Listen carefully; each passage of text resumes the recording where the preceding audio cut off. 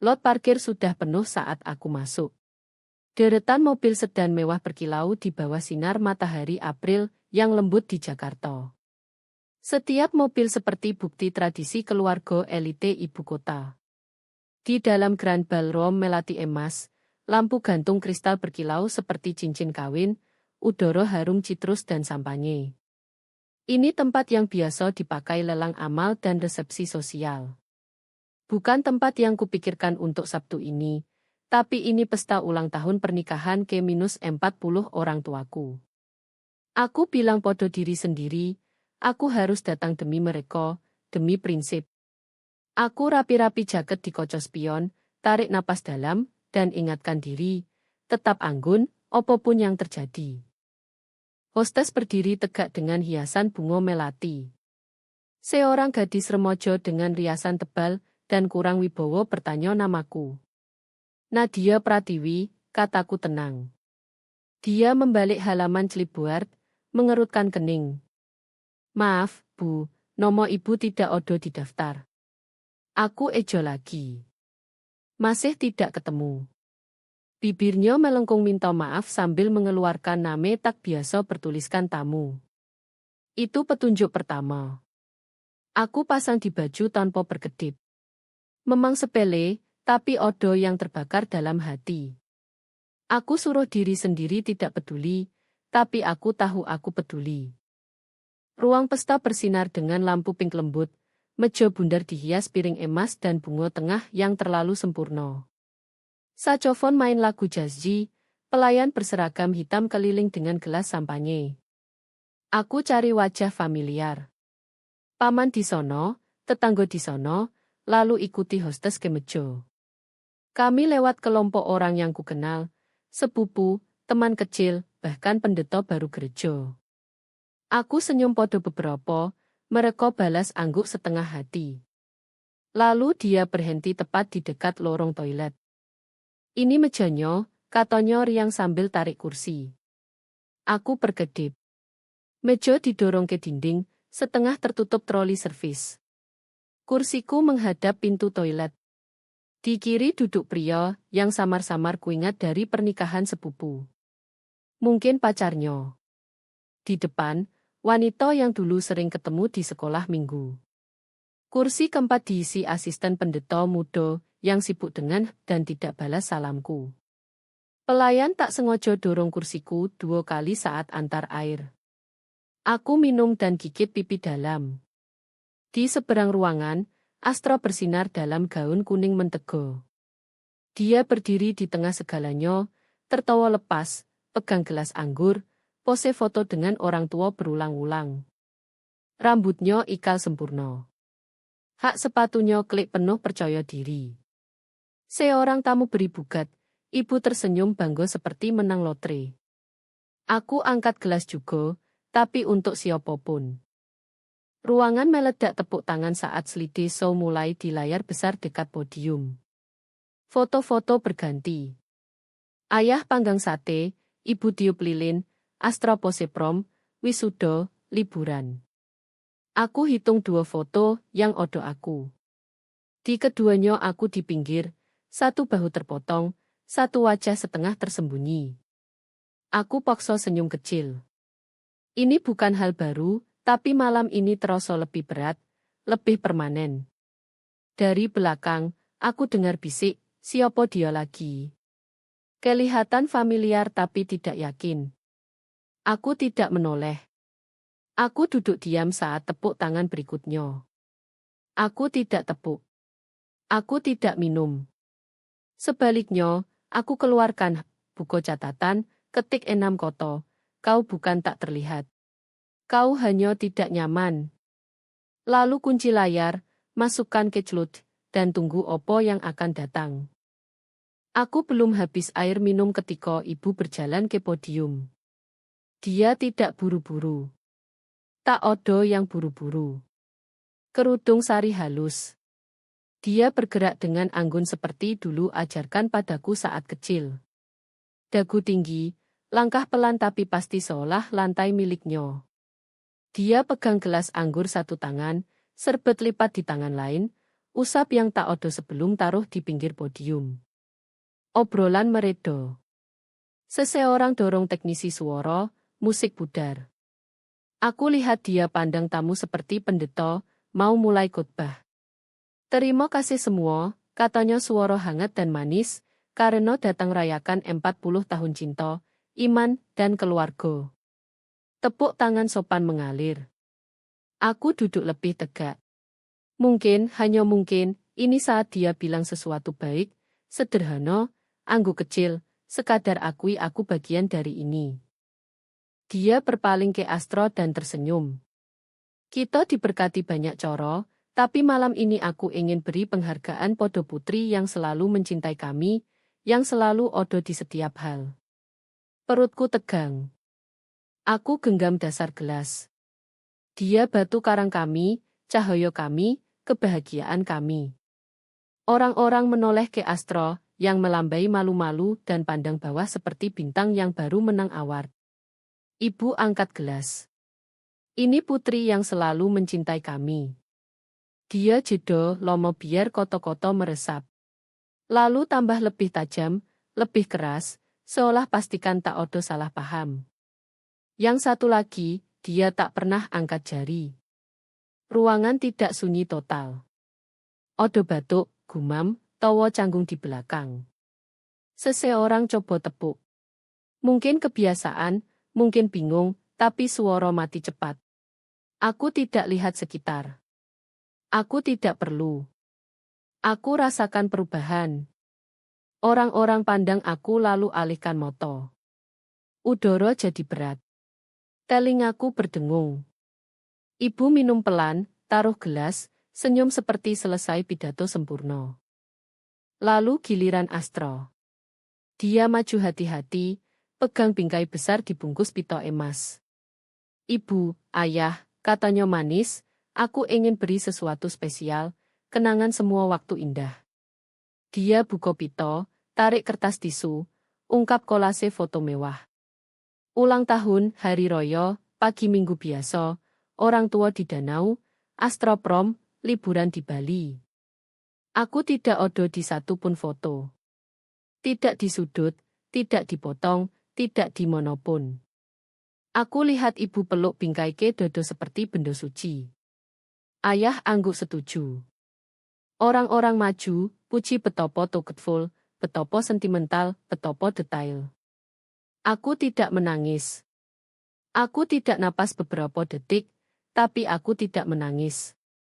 Yang kurasakan bukan baru, tapi lebih jelas dari sebelumnya. 9 tahun. 9 tahun bantu di belakang layar. Aku bayar per 2 kali.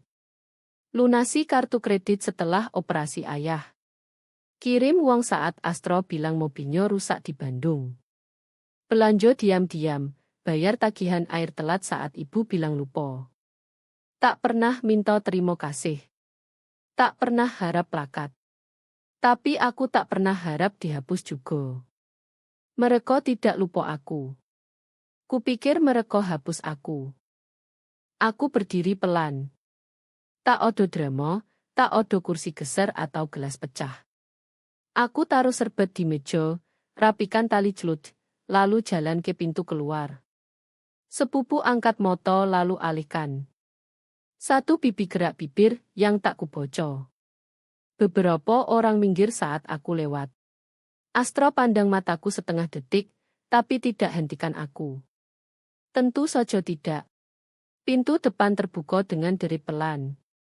Di luar, malam lembut, angin lembab usap lenganku saat aku jalan ke mobil. 2 jam kemudian, aku masih nyetir. Aku tidak nyalakan radio. Sunyi membantu. Aku ulang daftar di kepala, bukan hanya daftar sakit hati biasa. Kali ini aku hitung pasti berapa yang kukirim untuk kuliah, berapa bulan bayar bensin mereka, waktu aku batal liburan untuk bayar cabut gigi ayah. Musim panas saat Astro kehilangan kerja dan aku tutup pengiriman belanja baris demi baris seperti buku kas. Aku tuang bertahun-tahun ke keluarga yang tak pernah lihat aku lebih dari cadangan. Atau mungkin mereka tak pernah lihat aku sama sekali. Lampu teras masih nyolo saat aku masuk halaman. Bohlam kecil yang kubeli obral karena aku habiskan uang lebih untuk pastikan lampu mereka tetap hidup. Aku matikan mesin, hembus napas. Bergetar. Lalu lagi, 38 panggilan tak terjawab dan terus bertambah. Aku tidak jawab satu pun. Bukan yang pertama, bukan yang ke-38, bahkan yang dari ayah yang masuk lewat tengah malam.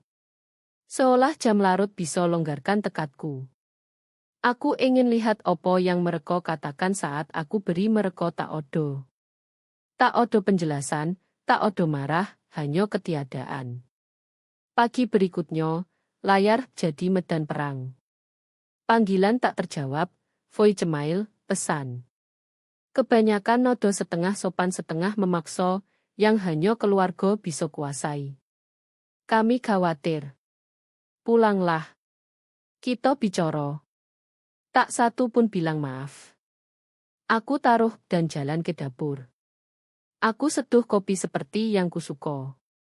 Hitam, tanpa rasa, kuat cukup buat bangunkan tulang dan biarkan sunyi isi apartemen seperti kulit kedua. Odo yang membebaskan dari tak perlu jelaskan diri. Aku tak berutang laporan emosi podo siapapun. Tapi ingatan punya suaranya sendiri. Di kepala aku ulang slideso itu. Bukan hanya foto, tapi kanvas foto keluarga besar di pintu masuk pesta. Semua orang odo di foto itu. Semua kecuali aku. Yang paling buruk, aku ingat ambil foto itu. Aku ingat berdiri belakang kamera saat ibu atur kalung. Ayah rapikan kemeja dan Astro minta cahaya lembut hangat. Mereka senyum untukku, lalu gantung foto tanpa aku. Gambar itu bukan kesalahan. Itu pesan. Aku jalan kembali ke meja kerja, buka folder lama, klik lewat hantu digital beberapa tahun terakhir. Kwitansi, bukti transfer, catatan PayPal, pengiriman belanja ke alamat mereka, kontribusi bulanan sampai stabil lagi. Mereka bilang aku membantu, aku bagian jaga keluarga tetap utuh. Ternyata aku hanya alat favorit mereka. Aku berhenti di laporan ban 4 tahun lalu. Aku kirim Astro 12,5 juta untuk sewa. 11 bulan berturut-turut. Dia bilang sedang antar kerja. Aku batal liburan ke Denpasar yang kutabung 6 bulan karena dia telepon nangis soal tagihan telat. Aku tak pernah cerita, tak pernah ingatkan. Tak satu foto di kolase itu tunjukkan apapun selain dia tersenyum di halaman orang lain. Lalu aku ingat yang lebih buruk. 3 tahun lalu, setelah ibadah minggu, ibu tarik aku ke samping di ruang pertemuan gereja. Dia bisik dekat. Jangan sebut kau bayar tagihan sayang. Itu akan malu-malukan kakakmu. Saat itu, yang kubuang di bawah lapisan pengertian dan dewasa, sekarang kembali dengan ujung tajam. Mereka bukan hanya tinggalkan aku. Mereka latih aku mundur, buat diri kecil, tetap berguna tapi tak terlihat. Aku pandang kulkas. Kulkasku masih penuh sticky note catat siklus pembayaran, pengingat kirim uang untuk tagihan pemanas, copai gigi, pengobatan rayap tahunan. Tak satu sticky note itu odonomo, tapi aku tahu saldo siapa yang dilacak. Aku robek satu persatu. Apakah aku selalu hantu dalam cerita mereka, atau aku biarkan diri jadi begitu? Aku tidak menangis. Aku tidak teriak. Aku buka laptop, bukan untuk tulis pesan, bukan untuk draft omelan atau tuntutan kredit. Aku mulai buat file, buku kas digital semua yang kuberikan, bukan untuk senjata, tapi untuk ingat, untuk rebut ingatan sebelum mereka edit aku lagi. Kwitansi, email, screenshot, satu folder demi satu. Aku beri label tiap tahun. Tak ada judul dramatis, hanya tanggal dan bukti. Saat klik folder, notifikasi muncul. Email dari Astro. Judul, mari bicara, tapi rahasia. Aku pandang lama. Lalu tutup inbox dan buka dashboard ban. Saatnya mulai ubah yang seharusnya kulakukan bertahun-tahun lalu. Daripada teriak ke angin, aku klik buka dashboard ban. Aku tak berkedip. Aku mulai putus sambungan. Kontribusi perhilang. Auto debit listrik mereka batal.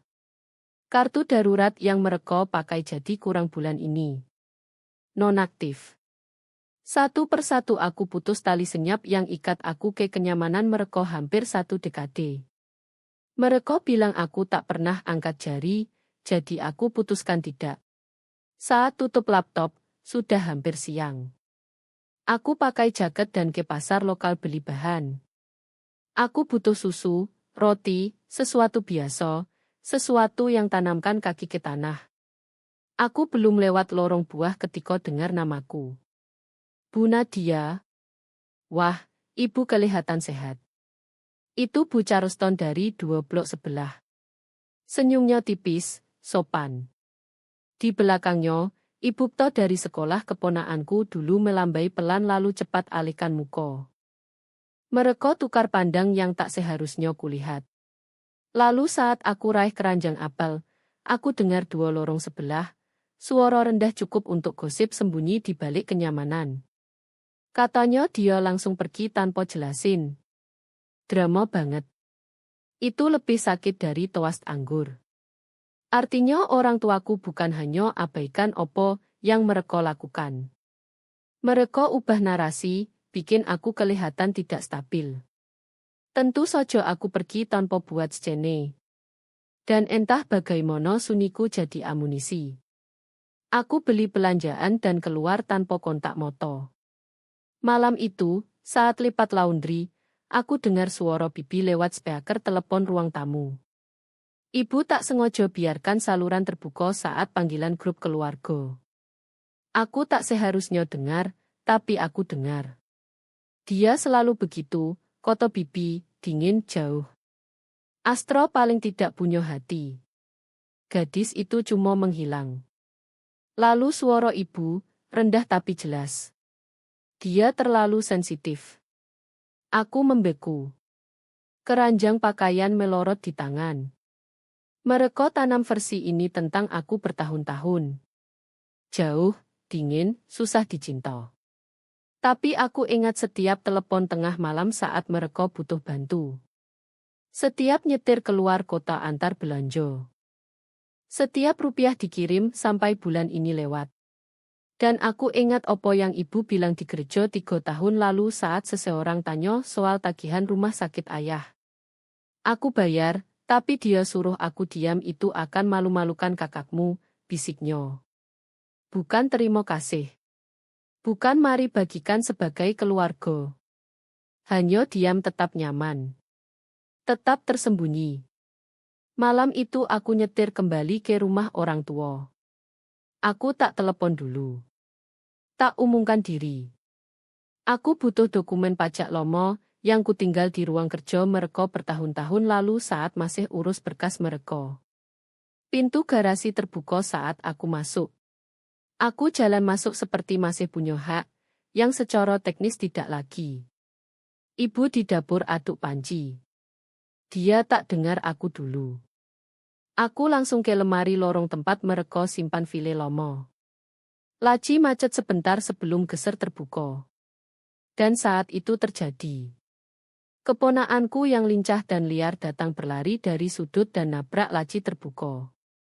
Folder jatuh dan tumpah ke lantai kayu. Kwitansi, banyak sekali. Transfer ban atas namaku. Pesanan belanja, cek dari rekeningku untuk makan malam hari royo. Bahkan kartu ulang tahun yang kukirim 2 tahun lalu dengan cek masih di dalam, tak dicairkan tapi disimpan seperti kenangan. Aku berlutut pelan, kumpul kertas.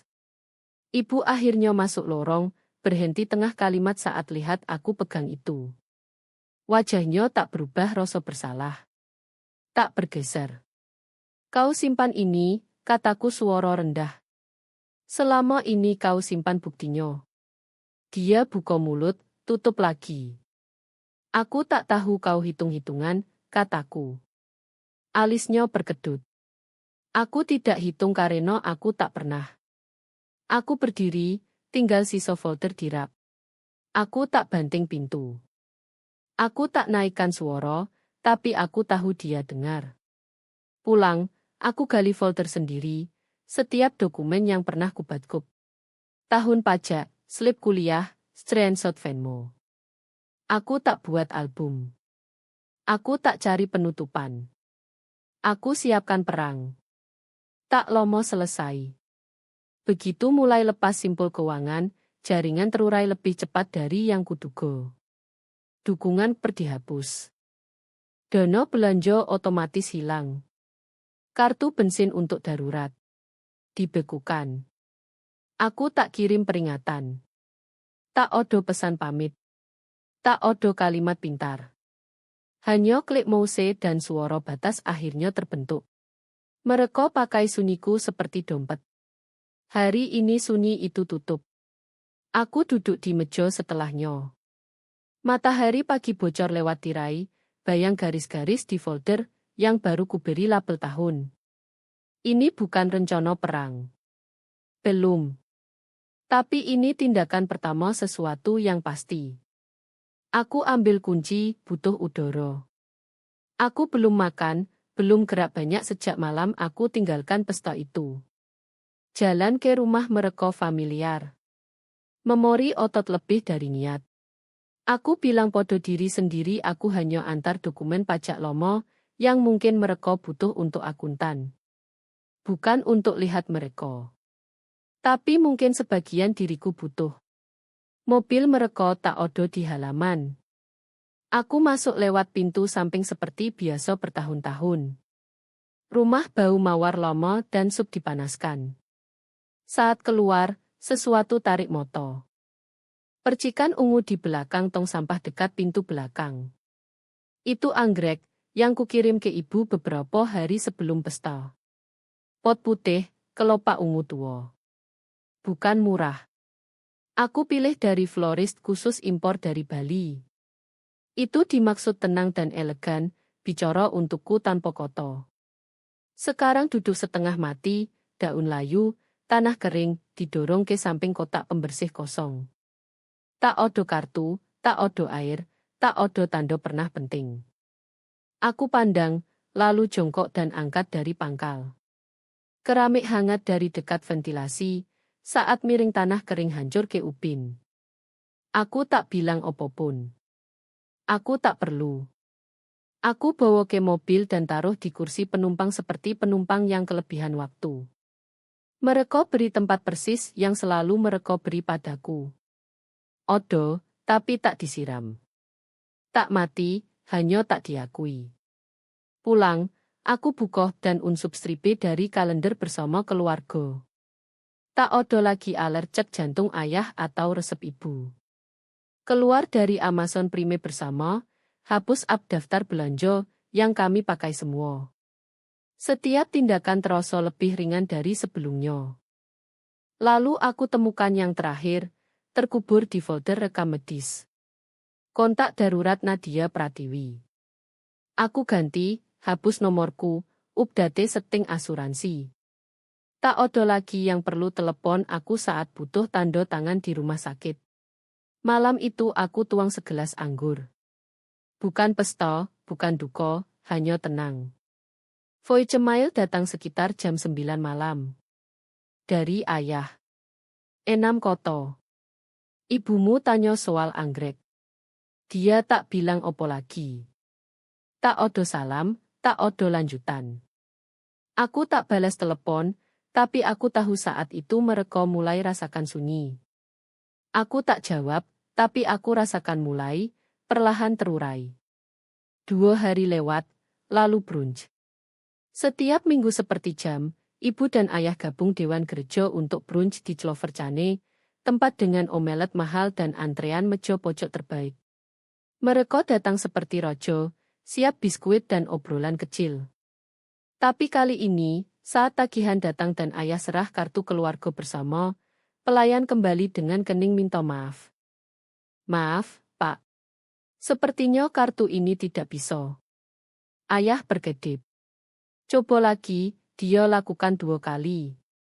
Hasil sama. Senyum ibu retak tapi tetap dipasang. Pakai punyaku sojo, sayang, katanya lewat gigi. Dia keluarkan kartu cadangan dan serah seperti plester. Tak ada yang bilang apapun, tapi semua lihat. Sore itu, ayah mampir ambil obat kolesterol. Apoteker yang kenal sejak SMA turunkan suara. Mungkin Bapak ceban dulu, Pak Harun. Kartu ini ditolak. Saat makan malam, aku sudah dengar lewat 2 saluran bahwa kepergianku jadi bahan obrolan minggu ini. Jenis gosip yang dapat geleng kepala sopan dan kasihan dia, diikuti jeda panjang penghakiman. Malam itu bergetar dengan email baru dari ibu. Judul, Malam yang Indah. Dia, seluruh keluarga besar. Ini ucapan terima kasih publik untuk pesta ulang tahun. Paragraf-paragraf syukur. Dia sebut Astro 2 kali, puji perencana acara, terima kasih florist namanya, bahkan tambah baris soal remojo yang bantu parkir tamu. Namaku tak ada, bahkan catatan kaki, bahkan sebutan pasif. Aku baca email 3 kali, lalu tutup dan tuang teh. 20 menit kemudian berbunyi lagi. Sems dari ibu. Aku tak pikir kau mau namamu Odo. Kau selalu bilang tak peduli kredit. Aku pandang layar, lalu ketik pelan. Benar, tapi yang kau tulis buat seolah aku tak pernah Odo. Dia tak balas. Malam itu sepupu Dono telepon. Kami tak bicara lebih dari setahun. Hei, katanya canggung. Aku cuma mau cek. Aku baik, kataku. Odo jedo. Aku lihat email dan susunan kursi dan wajahmu. Rasanya aneh. Memang. Apa yang terjadi? Mereka sedang menyesuaikan hidup tanpa asisten tak terlihat full time, kataku tenang. Dono hembus napas. Aku selalu pikir Odo yang aneh. Cuma tak bilang. Kebanyakan orang tidak. Setelah telepon, aku bersandar, rasakan sunyi tekan lagi. Bukan berat. Bersih. Saat itu Astro telepon. Suaranya manis seperti selalu saat dia coba kelola citra. Nadia, katanya nyanyi. Kita semua lewati hal. Mungkin ini musimmu istirahat. Tak ada tekanan, tak ada peran. Santai sojo. Aku tak jawab. Biarkan suaranya melayang seperti parfum terlalu tebal. Dia tunggu sebentar, lalu tutup. Aku buka lagi email terima kasih, arahkan ke tombol forward, ketik 1 kalimat karena kita sedang publik soal syukur. Dan tepat sebelum kirim, pikiran potong adrenalin, tajam dan jelas. Mengapa berhenti di situ? Aku minimalkan email dan buka lagi file. Selama berminggu aku kumpul jejak roti. Tapi mungkin ini bukan hanya soal syukur. Mungkin ini soal pencurian. Dimulai dengan amplop acak. Terkubur di tumpukan kwitansi Odo dokumen pajak awal tahun ini. Ditujukan ke Astro di alamat yang tak kukenal. Aku baca sekilas, kira dari sewaannya.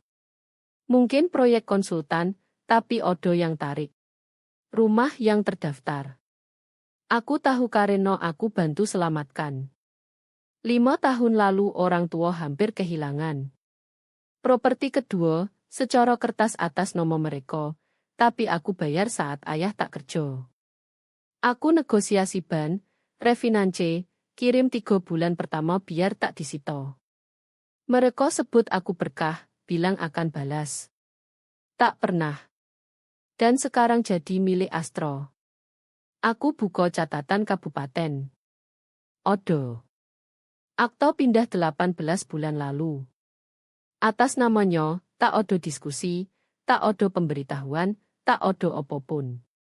Dia ambil opo yang kubayar dan cap namanya di sertifikat seperti dia bangun sendiri. Tangan aku erat di mouse, tapi aku tak panik. Aku terus gali. 2 folder ke bawah, buka 3 tahun lalu. Transfer per label dukungan kuliah. Aku kirim 180 juta. Dia bilang masuk program S2. Janji ini akhirnya setarakan karirnya. Bicara soal utang mahasiswa numpuk dan 1 semester ubah segalanya. Kecuali dia tak pernah kuliah. Aku temukan pendaftaran usaha perbodikuenya tanggal 2 minggu setelah transfer terakhir. Uang kuliah itu beli bisnisnya, merek Somo yang sekarang dipamerkan di keluarga sebagai putri sukses, yang setia, yang selalu beri banyak. Aku pandang layar. Perut tak jatuh. Tenggorokan tak sesak. Hanya jadi sunyi. Aku ambil, ketik pesan, lampirkan akta dan invoice. Aku ingin dengar sisi ceritamu sekali ini. Aku kirim. Dia bocoh, tak balas. Aku tak butuh. Sebaliknya aku kembali ke spreadsheet, tambah kolom, kontribusi properti, bantuan kuliah, pinjaman tanpa bunga yang tak pernah diakui. Aku link kwitansi tiap baris. Tak ada komentar, tak ada tuduhan, hanya waktu dan fakta. Ini bukan serangan. Ini akuntansi. Sore itu aku sudah kumpul 5 tahun pemberian diam-diam. Aku beri judul dokumen yang kau lupakan. Aku hampir tutup saat pop-up ganggu. Alert dari app pengeluaran bersama. Seseorang coba akses akun bersama. Percobaan login lagi. Ketiga kalinya. Terkunci. Aku pandang layar dan hembus lewat hidung. Mereka mulai panik sekarang. Aku ganti password lalu ganti nomor folder. Kau tanya apa yang kulakukan? Ini dia. Emailnya tak marah. Tak dramatis. Bersih. Judul, kau bilang aku tak lakukan opo-opo. Ini bilang sebaliknya. Tak ada isi teks.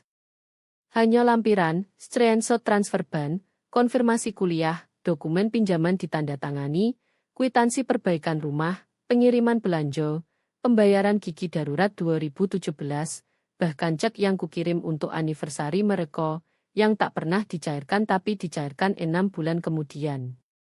Aku, semua dari daftar tamu pesta, semua 105 nama, setiap orang yang duduk dan lihat ibuku hapus aku dengan senyum dan gelas sampanye. Lalu aku kirim. Dalam 1 jam, tanda bocor pertama masuk. Lalu forward mulai. Aku lihat nomor yang tak kupikir bertahun-tahun muncul di thread. Aku tak balas satupun. Aku tak perlu. Saat makan malam, aku punya 3 voicemail. Aku tak tahu. Nadia, ini ubah segalanya. Kau tak pantas itu. Malam berikutnya, tepat setelah gelap, bayang familiar gerak di teras depan. Aku tak perlu intip lubang untuk tahu siapa. Orang tuaku tak ketuk. Mereka berdiri tegak, tangan dilipat, seperti tunggu komuni. Aku buka pintu, keluar, tutup di belakang. Tak undang masuk. Ibu bicara pertama. Tentu saja dia. Kami terluka, katanya suara lembut, sudah dilatih. Kau malu-malukan kami. Aku miringkan kepala. Apakah aku bohong? Dia berkedip. Aku kirim bukti, tambahku. Kau sebut aku tak terlihat. Aku tunjukkan mereka seperti opo tak terlihat saat bayar perkalian. Ayah pandang undakan teras seolah bisa retak. Aku tak pikir kau paham opo yang email itu lakukan, kata ibu. Buat kami kelihatan opo. Aku potong. Tak tahu terima kasih. Manipulatif. Itu bukan email. Itu toast, pidato. Pesta yang kalian rencana di mono aku duduk dekat toilet. Dia tersentak. Astro tak tahu. Dia edit aku keluar dari hidup kalian sejak SMA, kataku. Dan kalian beri dia gunting. Sunyi regang. Kau tak bisa begitu saja putus kami, bisik ibu. Kami tetap orang tuamu. Tidak, kataku tenang. Kalian dulu orang tuaku. Lalu di podium itu, di depan semua orang, kalian potong aku keluar.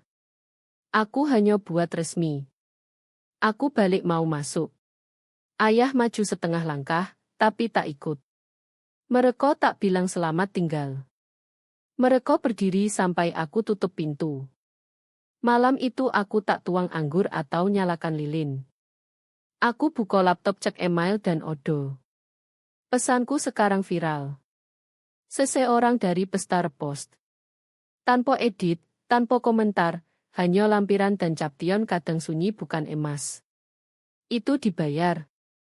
Aku tak komentar, tapi aku lihat view lewat 50.000 pagi berikutnya. Aku tak komentar. Tak sare. Tak bahkan like post itu. Aku hanya lihat.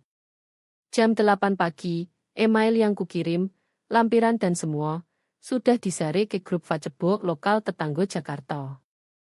Siangnya 17.000 view. Saat makan malam dibahas di podcast parenting regional, yang dulu kusimak saat masih percaya jadi putri bertanggung jawab berarti sesuatu. Screenshot transfer, utilitas, cek kuliah, namaku di tiap baris. Kolom komentar jadi pengadilan. Orang asing belok aku. Yang lain cerita pengalaman sendiri. Satu wanita tulis, ini bisa kakakku. Ini bisa aku. Yang lain, dia tak menghilang. Mereka hapus dia. Pagi berikutnya, klien perkeluarkan pernyataan. Kami akhiri hubungan dengan Astro Pratiwi. Kami tak dukung representasi salah atau penghapusan kontribusi. Instagram Astro gelap sore itu. Post terakhir yang dibiarkan quote di atas foto sepia Bukit Layu. Kadang sunyi lebih sakit dari koto. Aku bocor 2 kali. Tak sakit. Tak bahkan mendarat. Itu yang selalu dia lakukan. Buat luka puitis dari podo minta maaf. Ku bergetar dengan pesan dari kerabat yang tak akui aku bertahun-tahun. Maaf. Aku tak tahu. Harusnya aku tanya lebih. Satu sepupu, Ano, kirim, ibumu coba bilang screenshot di luar konteks, tapi ayolah. Jejak ban itu novel. Tolakan nyoto. Pertama kali aku bukan hanya orang yang tinggalkan keluarga. Aku orang yang dipijak dan orang lihat. Lalu datang video. Seorang tamu, yang samar kuingat, post foto mentah dari pesta. Versi penuh, yang tak dipotong, tak diedit, tak dilembutkan. Di menit 12, tunjuk aku jalan ke orang tua dengan amplop putih di tangan. Aku taruh pelan di kursi ibu. Dia angguk sekali, ambil amplop, sembunyikan di belakang center piece, lalu balik ke mic toast Astro. Klip itu lebih keras dari screenshot manapun. Internet tak hanya lihat fakta. Mereka lihat perilaku. Tak lama komentar muncul di bawah video dari Anon klaim kerja dengan videografer yang edit montase keluarga. Instruksi langsung dari Astro. Potong apapun dengan Nadia. Fokus podo kegembiraan keluarga. Buat terpusat podo hubungan, bukan komplikasi. Kontrol narasi. Dibalut sebagai kurasi. Aku tak bilang koto. Tak di publik, tak di pribadi, tapi inboxku banjir permintaan interview, undangan podcast, kesempatan quote. Jenis ketuk pintu digital yang hanya terjadi saat sunyimu buat lebih berisik dari suaramu pernah. Lalu datang panggilan. Bukan dari keluarga. Dari wanita bernama Calie, jurnalis freelance, kerja di feature panjang untuk media nasional. Dia bilang lihat thread, video, screenshot. Banyak perempuan akan lihat diri mereka di kamu, katanya. Aku diam, dia lanjut. Mau masuk catatan resmi? Karena ini bukan hanya ceritamu, ini pola. Aku pegang di tangan. Cahaya matahari dari jendela dapur bayangku di kulkas, lebih tinggi dari yang kuingat, dan pertama kali aku pertimbangkan bilang yo, bukan untuk dilihat, tapi pastikan yang lain dilihat. Aku tak perlu bilang yo. Dunia sudah bicara untukku. Dimulai dengan post Facebook. Salah satu tamu pesta, yang tak terlalu kukenal, sare surat tulus. Dia sebut opo yang terjadi padaku salah satu pengkhianatan paling diam yang pernah disaksikan. Dia akhiri dengan ini bukan hanya nomo hilang. Ini putri hilang. Post itu menyolo.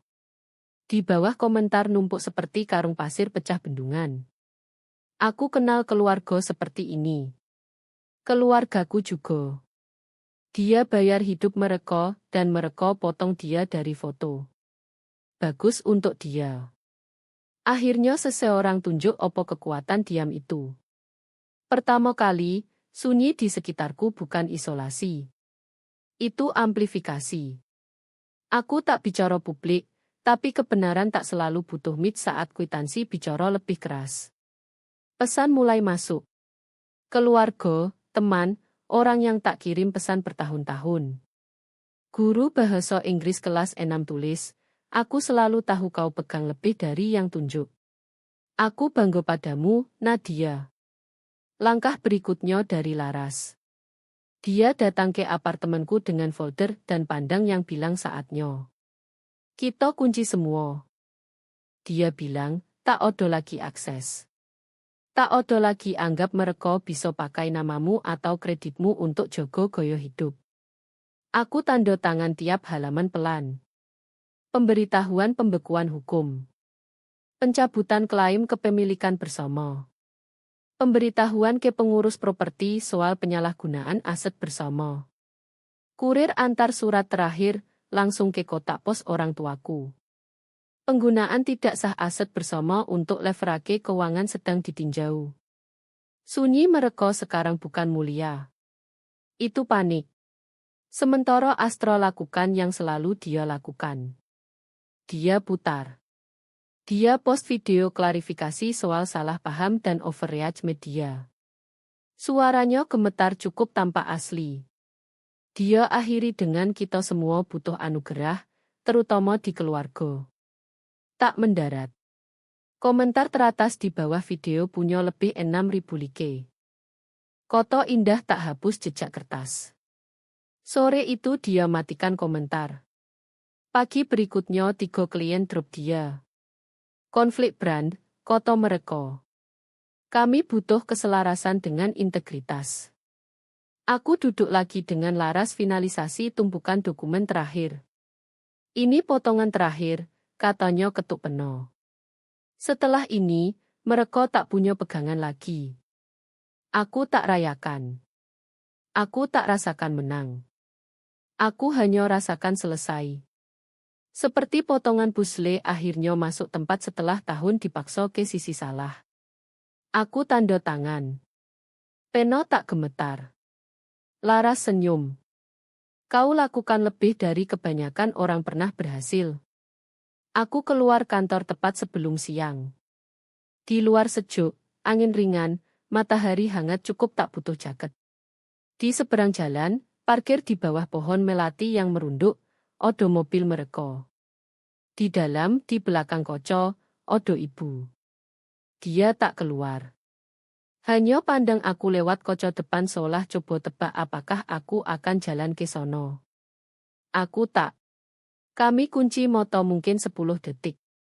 Tak odo emosi di wajahnya, hanya kerut samar seseorang yang tak kenal opo yang dia ciptakan. Aku tak lambaikan tangan. Tak berkedip. Aku hanya balik dan nyetir ke versi hidupku di mono aku tak lagi berutang opopun podo mereka. Hari-hari berikutnya biasa dengan coro yang tak kualami bertahun-tahun. Tak odo panggilan tak terjawab, tak odo voicemail penuh rasa bersalah, tak odo SMS pasif-agresif, hanya tenang. Aku mulai bangun tanpa perut penuh takut. Kalenderku, dulu penuh pengingat jak kebutuhan orang lain, sekarang kosong. Ketiadaan kewajiban bingung dulu, seperti masuk ruangan yang selalu penuh suara, lalu temukan sunyi, akhirnya oleh pilihanmu sendiri. Kedamaian itu tahan 4 hari. Di malam kelima, tepat saat langit tenggelam ke amber hangat senja, bel pintu berbunyi. Aku berdiri diam sebentar, biarkan suara gemo di lorong. Saat buka pintu, mereka berdua odo. Ibu dan ayah. Mereka tak berpakaian untuk show, tak blazer rapi atau perhiasan palsu. Ibu pakai kardigan yang biasa dipakai untuk arisan gereja, dan matanya seperti tak tidur 2 malam. Ayah diam, pandang pagar teras seolah pegang jawaban. Kami rindu kamu, kata ibu. Aku keluar dan tutup pintu belakang. Aku tak pikir kau sadar opo yang ini lakukan, tambahnya. Podo kami, podo keluarga ini. Ayah bersihkan tenggorokan. Keluar kendali. Aku silang tangan. Tidak, tak keluar kendali. Kalian serahkan. Suara ibu gemetar. Kami tak maksud sejauh ini. Tapi kalian maksud opo yang kalian bilang, jawabku. Kalian maksud toast itu. Kalian maksud setiap detik sunyi yang ikut. Kalian maksud setiap kali kalian lihat aku beri sesuatu dan pilih tak sebut. Tak satu pun mereka bicara. Kalian tak hanya tinggalkan aku keluar, lanjutku. Kalian bangun cerita di mono aku tak pernah odo. Ayah pandang aku. Kamu putri kami dan aku yang jaga lampu tetap nyolo saat kalian beri astro sorotan. Aku katakan koto-koto itu roto dan tegas. Kalian suruh aku tak buat publik, tapi kalian buat ketiadaanku pusat narasi kalian. Bibir ibu bergetar. Kamu tak tahu betopo susahnya. Aku angguk pelan. Benar karena aku terlalu sibuk bawa itu untuk kalian semua. Mereka tak potong. Itu setidaknya baru. Sebuah momen lewat. Ibu angkat tangan sedikit, hampir isyarat damai. Boleh kami masuk? Aku pandang mereka. Benar-benar pandang. Tidak, kataku. Belumu. Aku tak banting pintu di mereka. Aku tak naikkan suara atau hentak tumit ke lantai untuk efek. Aku hanya berdiri diam dan tunggu mereka paham bahwa sunyi bukan ketiadaan. Itu garis. Dan kali ini aku tak lintas untuk mereka. Aku antar mereka turun tangga pelan dan sunyi. Tak odo yang raih peluk. Tak odo yang minta maaf. Tak odo yang tanya apakah masih odo waktu perbaiki. Tak odo amarah tersisa. Hanya ruang sunyi di mono dulu odo percaya. Mereka masuk mobil dan pergi. Aku masuk kembali dan tutup pintu. Dan pertama kali, tak terasa seperti tutup mereka keluar. Terasa seperti lindungi yang akhirnya milikku. Aku balik ke ruang tamu, dan saat itu aku lihat. Amplop selip di bawah pintu. Bukan dari mereka. Aku buka amplop dengan ragu yang dulu pakai bertahun-tahun dengan orang tuaku, dengan Astro, dengan hidup yang kujalani di pinggir. Tapi kali ini bukan takut yang tinggal di jari. Itu rasa ingin tahu. Di dalam odo print O terlipat. Di atasnya artikel berjudul Putri yang Hilang Sampai Dibutuhkan. Aku tak perlu baca nama penulis untuk tahu siapa. Elwan, teman semua yang diam-diam duduk di belakang pesta. Lihat, dengar, lihat opo yang banyak pura-pura tak lihat. Di bawah artikel catatan tulis tangan dengan tulisan melingkar familiar. Sunyimu ajar lebih keras dari tepuk tangan mereka pernah. Aku duduk di sofa dan baca artikel koto demi koto. Bukan karena butuh validasi, tapi karena tiap paragraf terasa seperti akhirnya seseorang lihat lukisan penuh dan bukan versi crop yang Astro bingkai. Dalam jam artikel live, disare ke blog parenting, forum keluarga, dan akhirnya diangkat situs live style besar. Kolom komentar meledak dengan orang dari seluruh negeri. Ini kakakku. Ini putriku. Ini aku. Aku tolak kebanyakan permintaan interview. Aku tak mau buat tontonan dari sakit, tapi satu podcast tarik perhatian. Di bawaan terapis spesialis perpisahan keluarga dan disfungsi generasi. Bukan untuk klik, untuk kejelasan.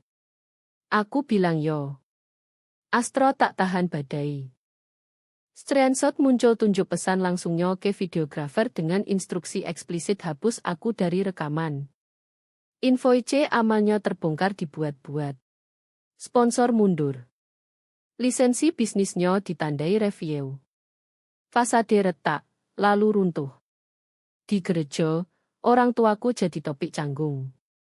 Seseorang kirim anonim salinan log keuanganku, dokumen somo yang dulu kubuang di folder desktop. Undangan minggu kering. Bahkan klub brige mereka diam-diam ganti.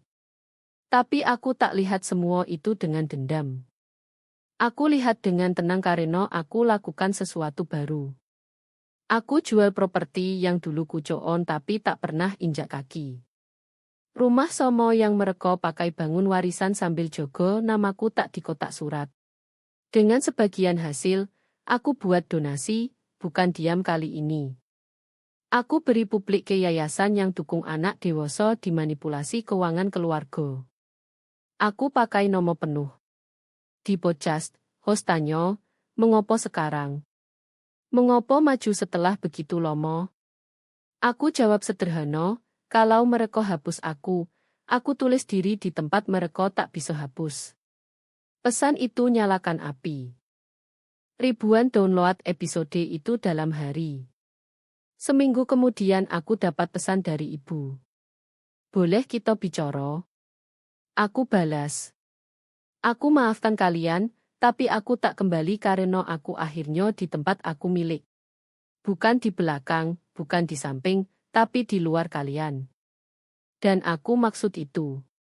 Podo pagi Selasa sejuk, aku jalan ke pusat komunitas di jalan kecil. Aku di sono ajar kelas literasi keuangan. Ruangan tak besar, hanya selusin orang, kebanyakan wanita tua yang ingin paham budget tanpa bergantung anak yang tak mau mereka bebani. Di belakang, seorang wanita angkat tangan dan tanya, bagaimana ibu belajar semua ini? Aku senyum, bukan karena bangga, tapi dengan sesuatu lebih dalam. Dengan perhatikan siapa yang tak pernah balas. Setelah kelas, aku kumpul catatan, matikan lampu, dan keluar. Udara terasa lebih bersih, lebih ringan. Kadang kau rebut tempatmu bukan dengan diundang masuk, tapi dengan bangun pintu yang tak ada yang bisa. Aku kembali ke apartemen dengan langkah lebih ringan. Tak ada lagi notifikasi mendadak dari grup keluarga. Tak ada lagi reminder otomatis untuk transfer bulanan. Untuk pertama kali dalam 9 tahun, rekeningku bernapas sendiri. Aku buka jendela, biarkan angin sore Jakarta masuk, bawa bau aspal basah dan bunga melati dari taman bawah. Aku duduk di sofa, pandang amplop dari Eloan lagi. Artikel itu sudah dibocor ribuan kali. Komentar terus bertambah. Ini cerita ibuku juga. Akhirnya Odo yang berani ungkap. Nadia, kamu inspirasi kami semua. Aku tak balas satupun. Aku tak perlu. Sunyiku sudah cukup bicara. Tapi Odo satu pesan yang tak kuharap. Dari sepupu jauh yang tinggal di Surabaya. Aku tak pernah tahu kau bayar semuanya. Maaf aku diam saja dulu. Aku bocor, lalu hapus. Maaf terlambat tak ubah apapun. Yang penting sekarang adalah aku. Aku buka laptop lagi, buat spreadsheet baru. Kolom pertama, yang sudah diputus. Listrik, gas, kartu darurat, kontak darurat, kalender bersama, app belanja. Semua coret dengan garis merah. Kolom kedua, yang masih tersisa. Hanya 2 baris, rumah kedua di Bogor dan pinjaman kuliah Astro, yang tak pernah dikembalikan. Aku klik mouse, buka situs catatan tanah online. Akto sudah atas nomor Astro. Tapi aku punya bukti transfer 3 bulan pertama, negosiasi ban, dan email ayah tahun lalu bilang kami balas nanti. Bukti itu cukup untuk pengacara. Laras sudah siap. Kita ajukan tuntutan restitusi, katanya saat telepon pagi tadi. Bukan balas dendam, Nadia. Ini keadilan. Aku setuju. Bukan untuk uang. Untuk catatan. Untuk tulis namaku kembali di cerita yang mereka hapus. Sore itu aku terima panggilan dari podcast lagi. Kali ini dari host nasional yang spesialisasi cerita perempuan kuat. Kamu tak harus bicara kalau tak mau, katanya. Tapi suaramu bisa selamatkan banyak putri lain yang sedang dibungkam. Aku jeda lomo. Bayangku di kulkas pagi kemarin masih terbayang. Lebih tinggi. Lebih tegas. Aku mau, kataku. Rekaman dijadwalkan 2 hari lagi. Malamnya aku siapkan catatan. Bukan skrip. Hanya fakta. Transfer Rp 180 juta untuk kuliah yang jadi bisnis. Rp 250 juta untuk selamatkan rumah Bogor. Rp 120 juta untuk tagihan rumah sakit yang tak boleh disebut. Semua dengan tanggal, nomor rekening, nomor penerima. Tak ada emosi. Hanya angka. Angka tak bohong. Pagi berikutnya, berdering lagi. Kali ini dari ayah. Suaranya lelah. Nadia ibu tak bisa tidur. Dia terus lihat email itu. Aku diam kami salah, lanjutnya pelan. Kami tak sadar betapa besar bantuannya. Kalian sadar, jawabku dingin. Kalian hanya pilih tak sebut. Dia hembus napas panjang. Astro bilang dia mau bicara langsung. Tak perlu, kataku. Semua sudah bicara lewat bukti. Aku tutup telepon. Tak ada amarah. Hanya kelegaan aneh. Seperti akhirnya lepas beban yang tak pernah kusadari beratnya. Siangnya aku keban. Aku buka rekening baru atas nomor sendiri sojo. Tutup yang lomo, yang masih ada nomo keluarga. Teler pandang aku dengan moto ibu tapi tak bertanya. Selamat, Bu, katanya pelan saat serah kartu baru. Mulai baru bagus. Aku senyum pertama kali dalam seminggu. Benar. Mulai baru. Saat pulang, aku lihat mobil ibu parkir di ujung jalan. Dia tak keluar. Hanya duduk di dalam, pandang lewat kaca. Aku lewat tanpa menoleh. Tak perlu. Aku sudah bilang semuanya lewat email.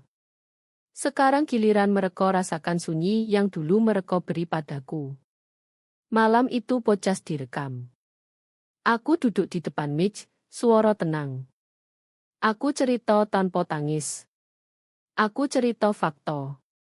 Aku cerita bagaimana aku bayar, diam, dan akhirnya bangkit. Host diam lomo setelah aku selesai. Kamu baru saja beri suara podo ribuan pendengar yang mungkin sedang di posisimu sekarang, katanya. Episode tayang 2 hari kemudian. Dalam 24 jam, 120.000 download. Komentar banjir, aku putri sulung juga. Aku menangis bocah ini. Nadia, terima kasih berani. Ini buat aku yang selalu dibungkam. Aku tak bocor semua. Aku cukup tahu pesan sudah tersebar. 2 hari kemudian Laras telepon. Pengadilan sudah terima berkas tuntutan rumah Bogor.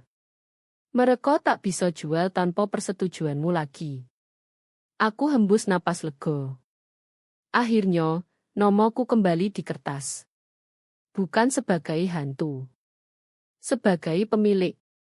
Sore itu Astro kirim SMS. Kita bisa selesaikan baik-baik. Aku bocor, lalu blok nomor. Tak ada lagi yang perlu diselesaikan. Yang perlu sudah selesai. Aku jalan ke balkon, pandang lampu Jakarta yang mulai nyolo. Untuk pertama kali, aku rasakan aku bukan cadangan. Aku utama. Di hidupku sendiri. Minggu berikutnya, hidupku mulai terasa normal yang baru. Aku bangun jam 6 pagi, seduh kopi, lalu jalan ke pasar pagi beli sayur segar. Tak ada lagi pesan Nadia, tolong transfer dulu ya Di. Hanya ketenangan. Di kantor, rekan kerja mulai tanya. Kamu kelihatan lebih cerah, kata salah satu. Aku senyum. Akhirnya tidur nyenyak. Mereka tak tahu. Dan aku tak perlu cerita. Tapi dunia luar tak diam, episode podcast terus naik. Sebuah stasiun TV lokal hubungi. Kami ingin wawancara singkat, kata produser. Bukan sensasi, tapi inspirasi. Aku tolak sopan. Ceritaku sudah cukup bicara lewat bukti. Mereka hormati. Tapi email terus masuk. Dari ibu-ibu di grup pengajian, dari anak muda yang baru kerja, dari nenek yang bilang dulu aku juga begitu. Semua bilang sama, kamu beri aku keberanian untuk bilang tidak. Aku simpan semua email itu di folder baru, suara yang bangkit. Suatu malam, Laras datang lagi dengan map tebal. Ini surat putusan sementara. Rumah Bogor tak boleh disentuh sampai sidang. Dan Astro sudah ditanya polisi soal penyalahgunaan dana. Aku angguk. Tak ada rasa senang jahat. Hanya rasa adil yang dingin. Mereka mulai jual perhiasan, lanjut Laras pelan. Ibumu telepon kemarin, tanya boleh pinjam. Aku angkat alis. Kamu bilang opo? Aku bilang hubungi pengacara. Kami tertawa kecil. Pertama kali tertawa soal ini. Pagi berikutnya aku terima amplop lagi. Kali ini dari gereja. Surat resmi. Kami mohon maaf atas ketidakadilan yang Ondo alami di acara keluarga. Ditandatangani pendeta. Aku lipat, masukkan ke laci. Maaf mereka terlambat, tapi setidaknya tertulis. Di pasar, Bu Charleston lagi. Kali ini senyumnya tulus. Saya baca artikel itu. Saya bangga sama kamu, nak. Dia pegang tanganku sebentar. Jangan pernah biarkan lagi. Aku angguk. Tak akan, Bu. Malamnya aku buka Instagram. Astro masih gelap. Tapi ada story baru dari akun anon. Screenshot melomo, potong Nadia dari video yo, biar kelihatan sempurna. Aku screenshot, kirim ke Laras. Bukti tambahan. Tak perlu lagi. Tapi bagus untuk arsip. 2 minggu kemudian, sidang pertama. Aku duduk di bangku belakang dengan Laras. Ayah dan ibu odo di depan. Mereka tak pandang aku. Hakim baca berkas. Bukti transfer jelas. Tuntutan dikabulkan sebagian. Rumah Bogor dikembalikan haknya ke Nadia Pratiwi. Ruangan sunyi. Ibu pegang tangan ayah erat. Astra tak datang.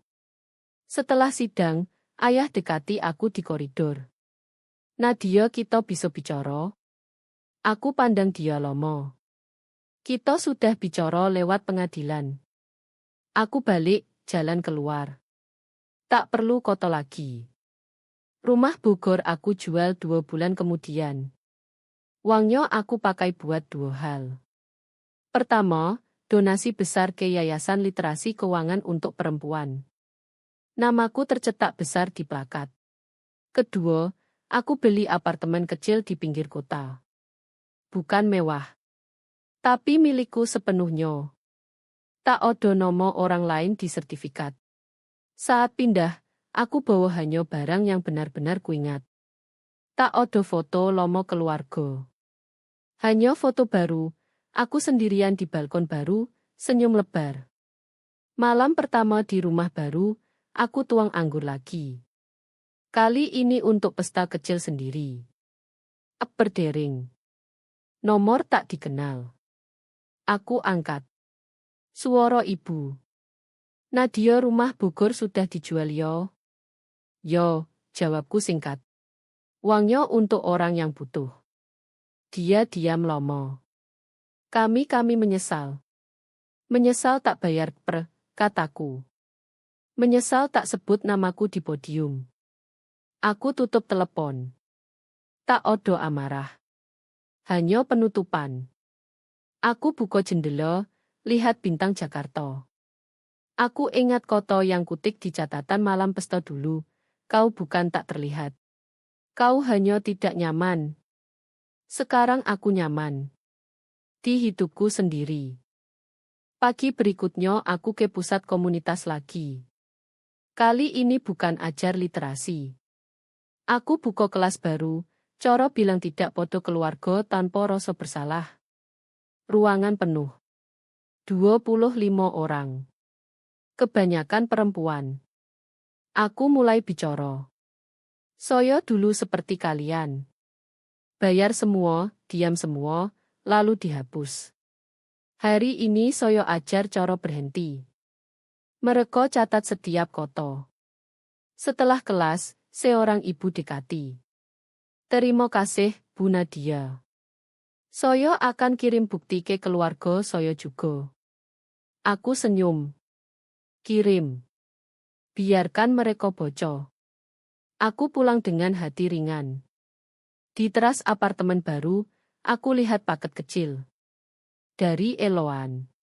Buku catatan kulit dengan tulisan tangan, untuk menulis ceritamu yang baru. Aku buka halaman pertama, tulis tanggal hari ini. Hari aku akhirnya terlihat. Lalu aku tutup buku, pandang langit. Sunyi sekarang bukan hukuman. Sunyi ini milikku. Dan aku tak akan biarkan siapapun hapus lagi.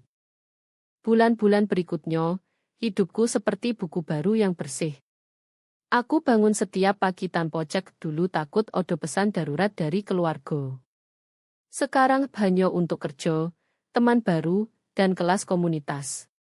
Di kantor, bos promosikan aku jadi manajer keuangan. Kamu punya insting bagus soal uang, katanya.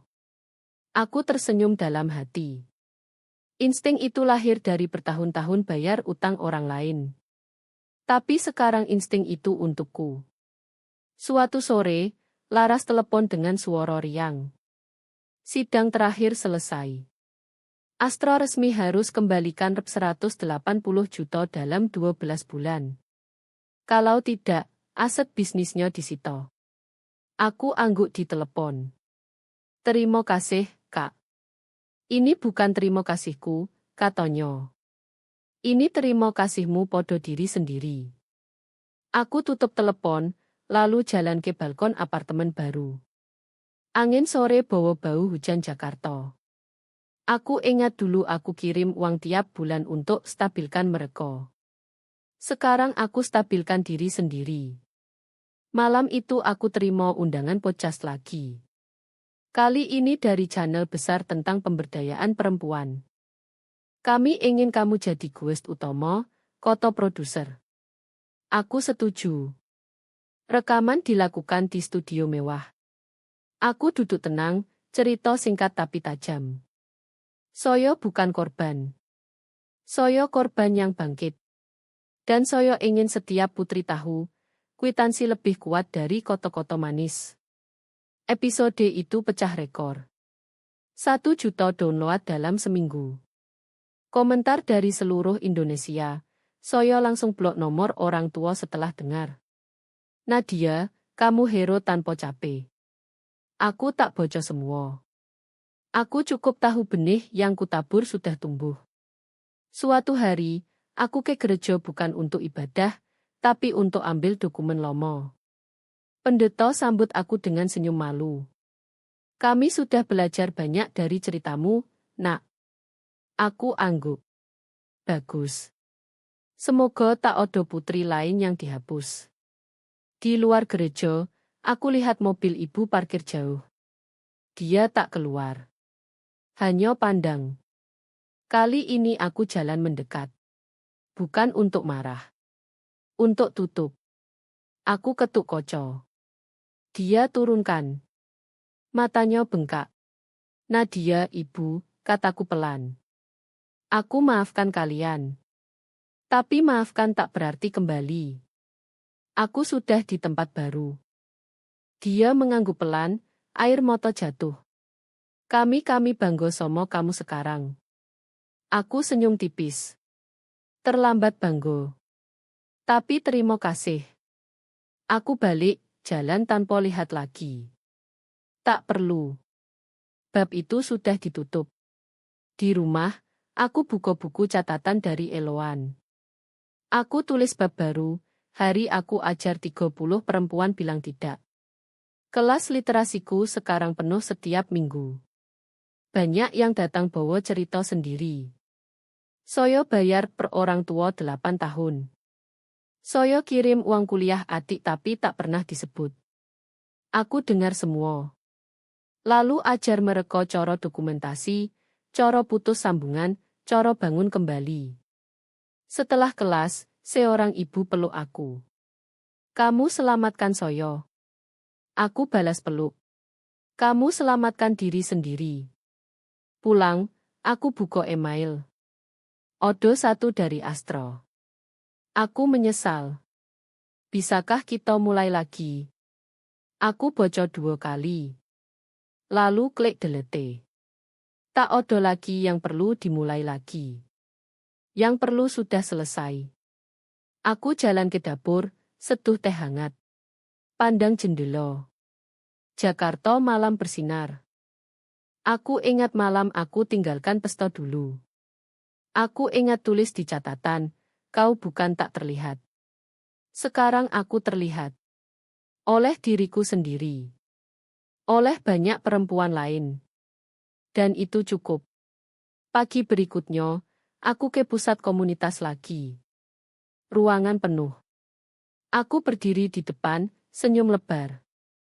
Selamat datang di kelas baru, cara rebut cerita hidupmu dari keluarga yang hapus kamu. Mereka tepuk tangan. Aku mulai bicara. Dan kali ini, suaraku tak lagi kecil. Suaraku keras. Karena aku sudah tak takut lagi terlihat. Karena aku sudah tak takut lagi jadi utama. Karena akhirnya, aku yang tulis namaku di setiap halaman hidupku. Dan tak ada yang bisa hapus lagi. Tepat 1000 kota.